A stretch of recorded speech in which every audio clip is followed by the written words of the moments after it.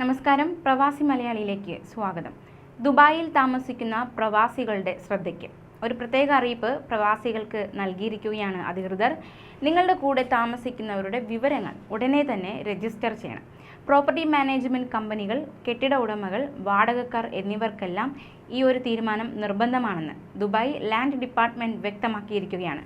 സ്വന്തം ഉടമസ്ഥതയിലുള്ള കെട്ടിടങ്ങളിലോ വാടകയ്ക്കോ കഴിയുന്നവർ ഒപ്പം താമസിക്കുന്ന എല്ലാവരുടെയും വിവരങ്ങൾ 2 ആഴ്ചയ്ക്കകം രജിസ്റ്റർ ചെയ്യണമെന്നാണ് നിർദ്ദേശിച്ചിരിക്കുന്നത്.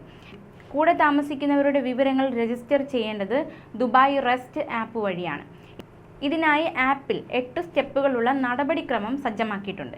എല്ലാ കെട്ടിട ഉടമകളും, ഡെവലപ്പർമാരും, പ്രോപ്പർട്ടി മാനേജ്മെൻറ്റ് കമ്പനികളും, വാടകക്കാരും ഈ 8 ഘട്ടങ്ങളും പൂർത്തിയാക്കുക. എന്നിട്ട് ഒപ്പം താമസിക്കുന്നവരുടെ വിവരങ്ങൾ രജിസ്റ്റർ ചെയ്യുക.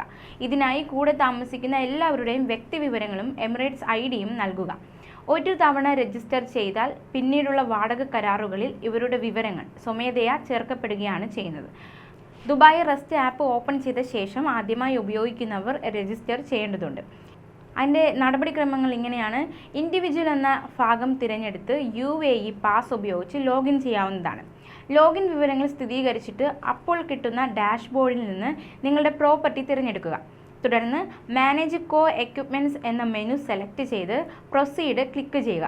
ഇതിൽ ആഡ് മോർ എന്ന് നൽകി ഒപ്പം താമസിക്കുന്ന എല്ലാവരുടെയും വിവരങ്ങൾ ചേർക്കുകയാണ് വേണ്ടത്.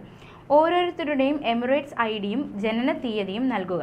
എന്നിട്ട് വെരിഫൈ ബട്ടണിൽ ക്ലിക്ക് ചെയ്യുക. കുടുംബാംഗങ്ങളും അല്ലാതെയുമായി നിങ്ങൾക്കൊപ്പം ആ പ്രോപ്പർട്ടിയിൽ താമസിക്കുന്ന എല്ലാവരുടെയും വിവരങ്ങൾ ചേർക്കുക.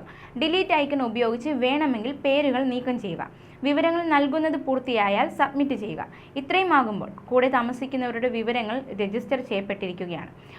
അപ്പോൾ പ്രവാസികൾ എത്രയും വേഗം തന്നെ ഈ ഒരു കാര്യം ചെയ്യുക. കാരണം ഈ ഒരു നിർദ്ദേശം നൽകിയിരിക്കുന്നത് ദുബായ് ലാൻഡ് ഡിപ്പാർട്ട്മെൻറ്റാണ്. അതുകൊണ്ട് തന്നെ വേഗത്തിൽ ഈ ഒരു കാര്യം ചെയ്യുക.